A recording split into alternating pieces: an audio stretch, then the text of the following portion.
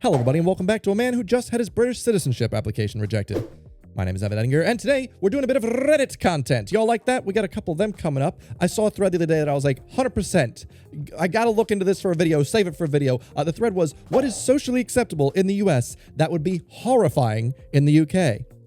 That's my life, right? Okay, let's see. What do we have in store here? Also, by the way, today's video is sponsored by my Twitch streams. That's right. I'm handing money to myself. I've just upgraded all my kit recently, so having a good time over there. Check it out if you get a chance. But the first one we got to talk about today in this thread is when my Brit friends were visiting, they were horrified when the waiter took their credit card and swiped back to the terminal. This made them really uncomfortable. It's convenience, okay? Why are British people so upset about simple convenience? It's almost like how in England, you know, you guys put your like silverware a certain way when you're finished the dish. I don't know what it is. It's like that. When you're at a restaurant and you're finished your dish, you put your credit card in the little bill pocket sleeve and you just push it to the edge of the table. The waiter takes it whenever he wants, brings it back, says no rush. You can leave whenever you want, as opposed to England where you have to wait for 3 hours until the waiter comes back to talk to you. You got to wave him down. I'm that guy. I'm really sorry. I am that guy. But then again, I guess this only works in the US because we don't have chip and pin, or at least you can still swipe. We do have chip and pin now, everybody, okay? We have advanced, but you can still just swipe and sign. That is still available somehow. So next up here, we got saying someone has a lot of spunk. You know what? I think that's fine. I still don't think spunk sounds too much like spooge or whatever. Spunk sounds more like, you know, he's spunky. He's full of energy. All right? He's not full of cum. God damn. All right, what do we got next? What is next? We have naming your child Randy. What, like the guy from South Park? What's wrong with that? What we got? British people in this thread. Wait, people don't really name their child Randy, do they? Americans. What's wrong with Randy? Seriously, I understand. Does anyone in 2021 use the word Randy to refer to their state of sexual arousal? I hope not. Jesus, maybe your grandpa, right? Maybe Gen X, possibly. But no millennials or Gen Zers are up here going, oh, darling, I'm feeling a bit randy. I could really use a rough arousing in the downstairs quarters. You know, no one's really saying that, I hope. Right? Please tell me. All right, next up, we got coming from the perspective of a British guy, your style of customer service. Not universally, but very commonly. It's way too over the top for us. Nobody here can be with that. Yeah, yet again, you guys just don't like our customer service. I personally, I've said this before, I just enjoy good customer service, okay? I'd like the ability to be able to choose, you know? I wish you could go into a store and just put up a sign and be like, you can talk to me, I need some help, or do not talk to me, I am from England. You know, either of those is fine. I lived in the UK for 3 months, and this is surprisingly accurate. Every customer service type person I interacted with seemed like they could hardly be bothered. American cashiers be like, oh my God, how are you today? British cashiers be like, hi, all right. I guess I've slowly become a bit more British, that when I go into my Sainsbury's, I don't really expect much of a song and dance. I just kind of want to get in and get out. So a cashier just being like, you all right? I can be like, mm-hmm. Or just be like, yeah, you all right? Anyway, we're moving on. We got when someone says, make yourself at home. Actually making yourself at home. Well, to be fair, we actually had a Scottish person move in with us for about 2 or 3 days earlier this month, and she really did make herself at home, right? She brought a lot of things. She was putting plants around, moving things, and I was like, wow. I have heard horror stories of people inviting guests around and then they just go into the person's fridge, but I don't think that's a US thing. I just think that's a crazy person thing. Like, even if it's a friend I've known for like 7 or 8 years, I'm not going to go into the fridge and actually make myself at home. Not unless I explicitly ask for the permission for that thing, just because otherwise that's a bit weird. All right, we've got, I don't know how common it actually is there, but going f***ing wild at the cinema during a hugely popular film like Avengers Endgame or a Star Wars film. There's a bunch of videos on YouTube of the audience reactions to various big franchise films, and I don't know how anybody lasts more than a few minutes in that room. I saw the Star Wars films in the UK, and there was one guy in the back, and he was like, yeah. And I was like, that was really not that great. Have you seen the other ones? This one was pretty bad, actually. If you're asking which Star Wars film, does it matter? Whoa, hot take. I'm not trying to poo-poo on people's parties. So if you enjoy cheering when the plane lands, for instance, you're very strange, but okay, I'm glad it makes you happy. Anything taking over an hour to get to being a short trip. I miss that. I miss just being able to have a car and being like, oh, I'll pop on over. Like, I've been considering moving out of London just a bit and getting a car because that way I can go anywhere. But yet here, if it's over an hour, oh God, that's so far away. I miss just being able to have to drive places when I lived out in the rural areas of the farms, In London, I'm like, oh, you live in the south, I live in the north, we're destined not to be friends. It's tragic. I was in Japan once, and there was a vending machine selling beer outside my hotel room. So, being British, I bought a can and went to the elevator where I shared an excruciating couple of minutes with two American businessmen. They were horrified at my early day drinking, and I at their willingness to express this. That is a lovely written sentence. I mean, yeah, I feel like at every office I've ever worked at in the UK, day drinking is just a thing. Like once 3 o'clock rolls around on Friday, hey, it's beer o'clock, time to get a little boozy. The US has historically had an incredibly weird issue with alcohol though. The prohibition, the anti-prohibition, the 21-year-old thing, making tea in a microwave. No one actually makes tea in the microwave in the States, okay? This is just one of those pranks we like to do on British people to make you feel horrified. It's similar how Australians make up the thing about the drop bears. Woo! Nobody actually makes tea in the microwave. Except my mom. And okay, maybe this is a thing. Wait! Wow, Americans have walk-in microwaves. You mean Arizona? Oh, okay, someone said Florida. I guess that makes sense. They what?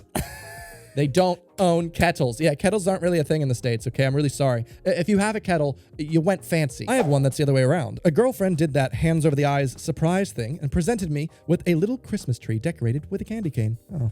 I said, oh, a dinky little Christmas tree. In America, dinky means worthless. In the UK, it means small and cute. She cried. I had to call my mother to back me up on the misunderstanding. Oh, is that a misunderstanding? Who says dinky? Like, oh, a dinky little Christmas tree. Dude, would you say this, British people? Would you really say that? Because I kind of understand dinky as meaning like small, but also of low value. Like a rinky-dink laptop means like a bit of an old one. But I guess if I said like a dinky little laptop, yeah, I would view it as like a budget laptop that's also small. Maybe that's my mind just combining the two cultures I've grown up in at this point. Politicians mentioning religion when campaigning.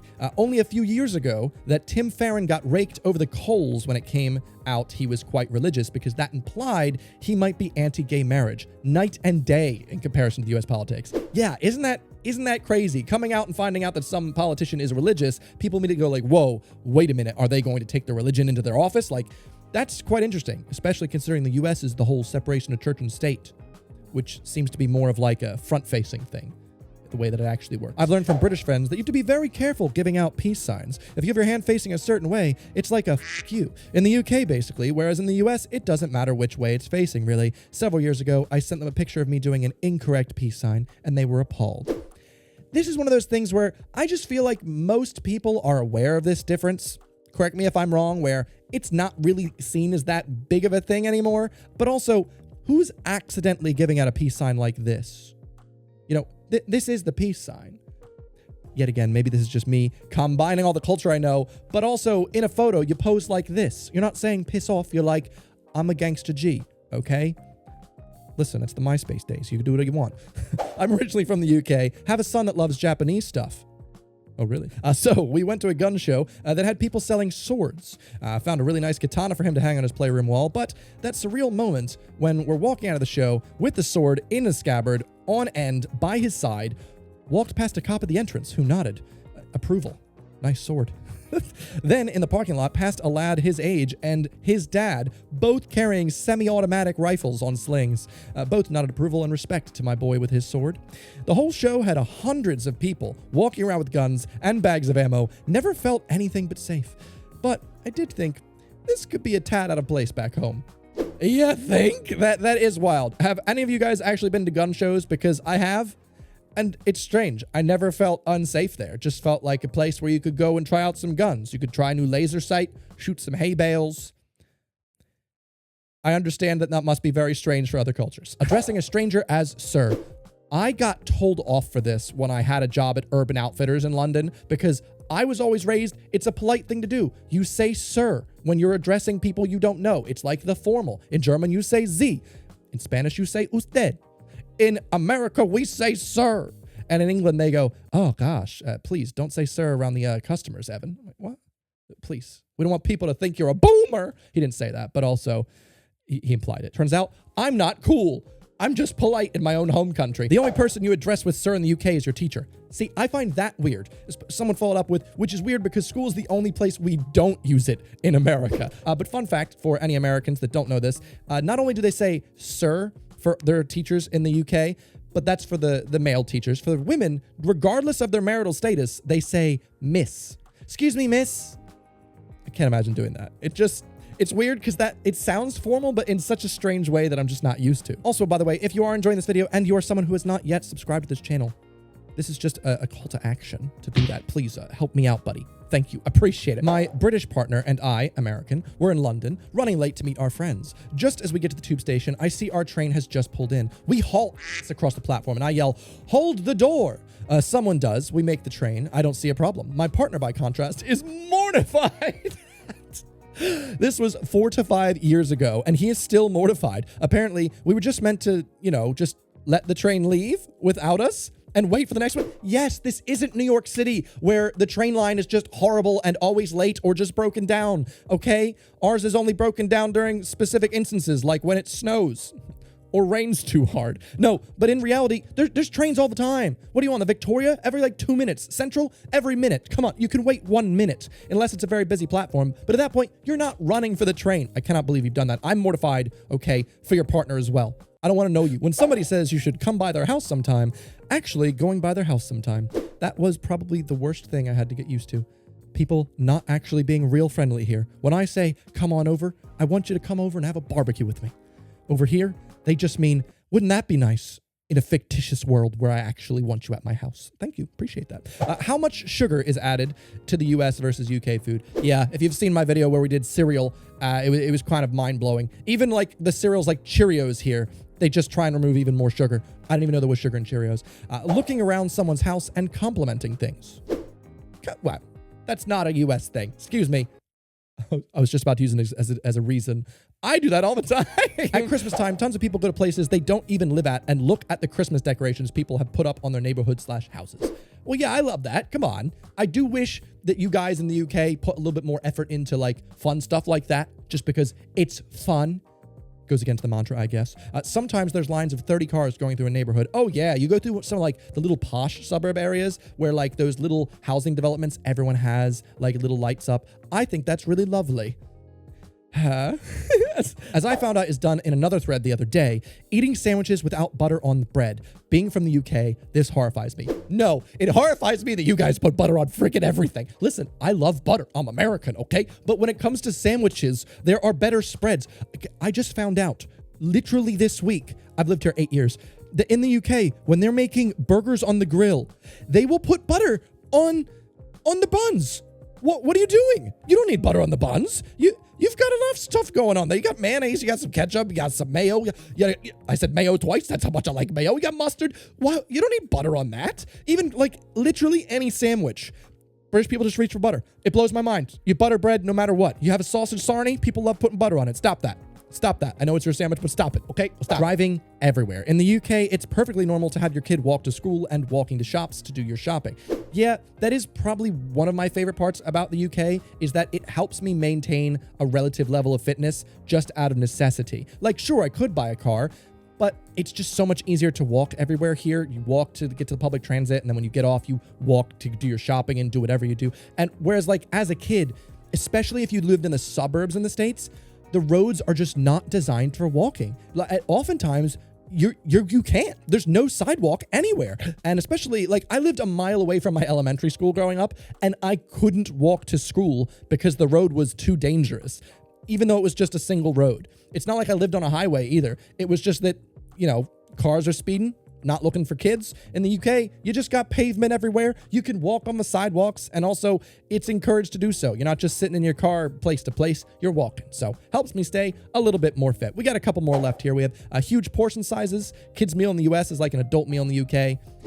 It's a bit of an exaggeration, but yeah, we do like a big portion sizes. Not necessarily the kids thing, but yes, if you've ever been to Cheesecake Factory and walked out of there feeling hungry, I don't know who you are. I don't know what you ordered, but it must have been water. Iced tea. No, I'm fairly certain no British person is upset about iced tea, okay? No one's horrified about that. They're more interested, from the people that I've talked to at least. It's delicious, it's sweet, and speaking of, Arizona iced tea, one of the most popular iced tea brands in the States, I actually found some the other day when I was out and about in London, had my friend Bliss try it. She thought it was really great. I've got an entire second channel vlog over on my second channel if you want to check that out. Really enjoying back in the vlogging sphere. But I hope you've enjoyed this video, and I hope to see you on the next one. Like I said, I got another Reddit one coming out next week, so I'll see you soon. Goodbye. Tell me what you think of the new microphone, by the way. I spent literally like 16 hours trying to figure out how to set this all up, and I worked on my own EQ settings and everything, and I'm really excited about it. I might be selling a little audio preset for any other creators that want to get my sound, but that'll be in the future. What an interesting outro. I'll see you later. Goodbye.